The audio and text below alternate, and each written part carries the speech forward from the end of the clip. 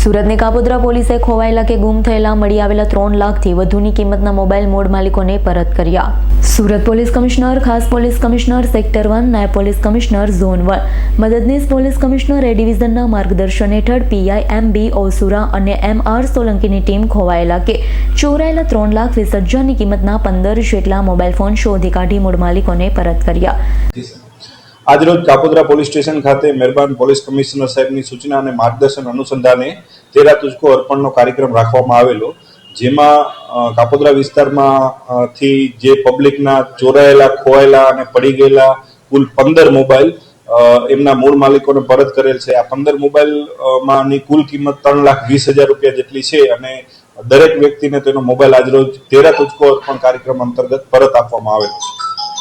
Bureau report S9 news Surat. અમારી તમામ માહિતીથી અપડેટ રહેવા માટે જોડાયેલા રહો S9 ન્યૂઝ સાથે.